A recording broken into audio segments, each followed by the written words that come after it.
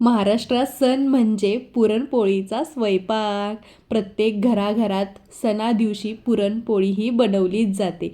ही महाराष्ट्राची पारंपरिक थाळी आहे. आणि काही गोड बातमी आहे आणि गोडाधोडाचं जेवण बनवायचं आहे की चला पुरणपोळी बनवू. हे तर ठरलेलाच मेन्यू आहे. म्हणून म्हटलं चला आता होळी पण आलेली आहे आणि तुमच्यासोबत ही रेसिपी देखील शेअर करूया.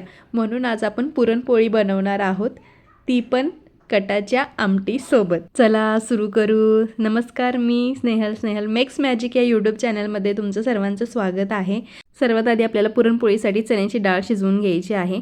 मी चण्याची डाळ इथं पावशेर घेतलेली आहे आणि त्याच्या डबल पाणी टाकायचं कुकरमध्ये.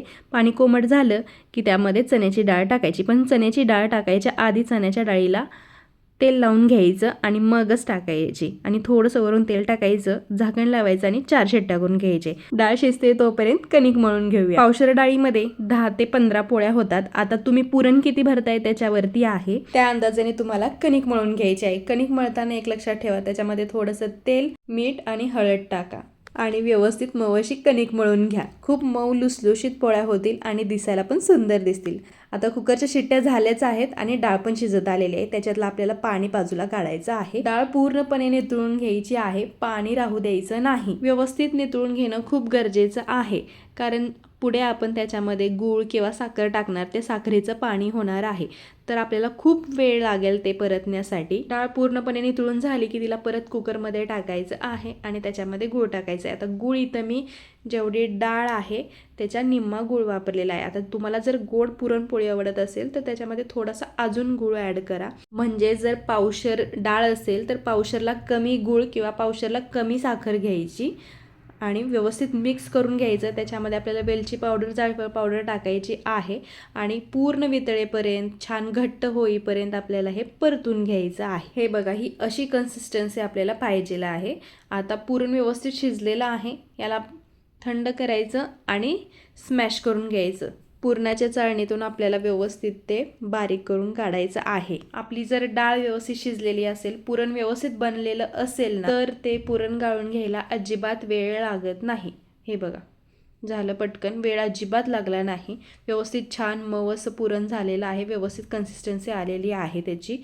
आता आपल्याला जी आपण कणिक लावून घेतलेली आहे ती परत एकदा छान व्यवस्थित थोडं तेल टाकून, पाणी टाकून परत एकदा मऊ करून घ्यायची आहे. पोळ्या बनवायच्या आधी ना कणिक एकदा मऊ करून घेतली ना व्यवस्थित पोळ्या येतात बरं. म्हणून आधी मऊ एकदा करूनच घ्या कणिक. आता आपल्याला पोळी लाटण्यासाठी उंडा भरून घ्यायचा आहे. त्यासाठी कणकेचा मीडियम साईजचा गोळा घ्यायचा आणि तो इथं व्हिडिओ दाखवल्याप्रमाणे त्याची वाटी बनवून घ्यायची. त्याच्यामध्ये पुरणाचा गोळा भरायचा. व्यवस्थित व्हिडिओ दाखवल्याप्रमाणे पूर्णपणे मिटवून घ्यायचा. पुरण बाहेर आलं नाही पाहिजे.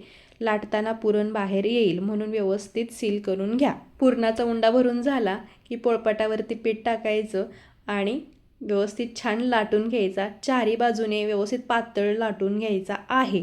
आणि हो, काठामध्ये पुरण गेलं की समजायचं आपलं कणिक आणि पुरण व्यवस्थित झालेलं आहे. काठामध्ये अजिबात बिलकुल जड ठेवायचं नाही. छान व्यवस्थित लाटून घ्यायचं. आणि जर पुरण काठामध्ये जात नसेल तर समजायचं पुरण घट्ट झालेलं आहे किंवा कणिक घट्ट झालेली आहे. दोन्हीची कन्सिस्टन्सी मऊ एकसारखी हवी, तेव्हाच काठापर्यंत पुरण पोहोचेल. बघा, पोळी किती व्यवस्थित सुबक लाटली जाते. छान पुरण झालेलं आहे आणि कणिकसुद्धा छान झालेली आहे. आणि हो, आपण तवा गरम करायला ठेवला का? आपण पोळी बनवायला तर घेतली, तवा गरम करायला ठेवलाच नाही. पोळी बनवायला घेतली की तवासुद्धा गरम करायला ठेवा. मी विसरले होते, तुम्ही विसरू नका.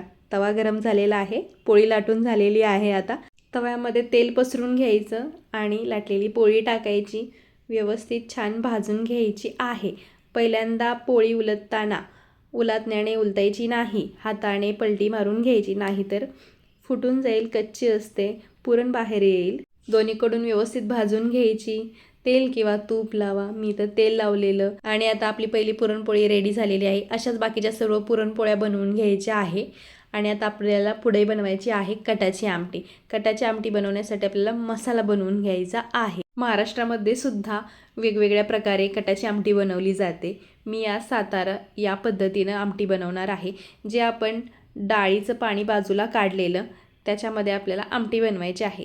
सर्वात आधी आपण मसाला करून घेऊया. मला ही आमटी 5 ते 6 लोकांसाठी बनवायची आहे. मी त्याचप्रमाणे मसाला घेणार आहे. मी इथं अर्धी वाटी किसलेलं खोबरं घेतलेलं आहे. आपल्याला हे कढईमध्ये व्यवस्थित खरपूस भाजून घ्यायचं आहे. परत खोबरं बाजूला काढून घ्यायचं. कढईमध्ये तेल टाकायचं आणि लसूण टाकायचं आहे. लसूण छान ब्राऊन झाला की त्याच्यामध्ये कांदा टाकायचा, टोमॅटो टाकायचा, तो देखील पूर्ण पाणी सुकेपर्यंत भाजून घ्यायचा आहे. मी नेहमीच असा मसाला भाजून घेते, कारण ज्यावेळेस आपण मसाला बारीक करतो आणि आमटीसाठी ज्यावेळेस भाजतो त्यावेळेस खूप टाईम लागतो, म्हणून मी आधी असं पाणी सुकवून घेते, व्यवस्थित भाजून घेते, जेणेकरून मला परत टाईम कमी लागेल आणि चव देखील खूप सुंदर येते. मसाला व्यवस्थित भाजून झाला की थंड करायचा आणि मिक्सरमधून बारीक करून घ्यायचा. आता आपल्याला बनवायची आहे आमटी. त्यासाठी पातेलं घ्यायचं, त्याच्यामध्ये तेल गरम करायचं, जिरं, मोहरी, कढीपत्ता टाकायचा आणि जो बारीक करून घेतलेला मसाला आहे तो टाकायचा. इथे जर आपण आधी न भाजता मसाला बारीक करून याच्यामध्ये डायरेक्ट टाकला असता तर खूप वेळ लागला असता भाजायला, म्हणून आपण आधी छान व्यवस्थित भाजून घेतला. इथे वेळ लागणार नाही भाजायला. आता यामध्ये 1 चमचा मीठ आणि 2.5 चमचे कांदा लसूण मसाला टाकायचा, व्यवस्थित छान भाजून घ्यायचं. हे बघा, व्यवस्थित छान मसाला भाजून घेतलेला आहे, घट्टसर आलेला आहे मसाला. आता जे डाळीचं पाणी आपण बाजूला काढलेलं ते टाकायचं आणि मिक्स करून घ्यायचं.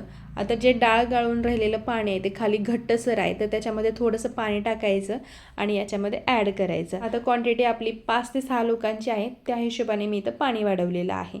कोथिंबीर टाकायची आणि एक उकळी काढून घ्यायची आहे आणि आपली कटाची आमटी रेडी झालेली आहे. पुरणपोळीचा स्वयंपाक आहे आणि भजी पापड तळले जाणार नाही असं तर होणारच नाही, म्हणून मी त्याचबरोबर गुळवणी, भजी, पापड तळून घेतले.